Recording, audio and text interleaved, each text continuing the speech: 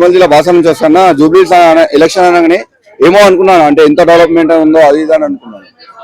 అదే ఇక్కడ వచ్చేసి చూసేసరికి అన్న డ్రైనేజ్ నీళ్ళు మొత్తం మీదకి వస్తాయి, రోడ్డు మీదకి. అవునా అన్న, డ్రైనేజ్ నీళ్ళు మొత్తం మీ రోడ్ పైకి వస్తాయి. మెయిన్ వైర్లు ఉంటే కూడా అన్న చేయడతా అంతే అన్న.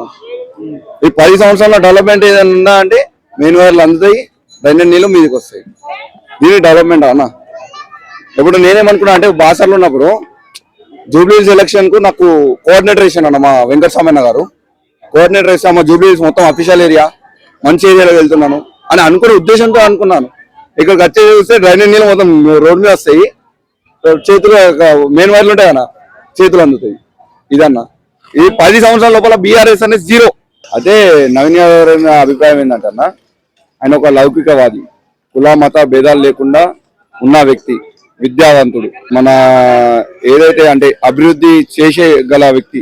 రేవంత్ అన్న దగ్గరికి వెళ్ళి ఆయనకు స్వయంగా అన్న నాకు నా నియోజకవర్గానికి ఇది కావాలి అని తీసుకొని వచ్చే సామర్థ్యమైన వ్యక్తి అన్న. పాజిటివ్ ఏముందంటే ప్రజలలోకి ఆల్రెడీ అందరికి గెలిచిపోయిందని అందరికి గెలిచిపోయింది అన్న.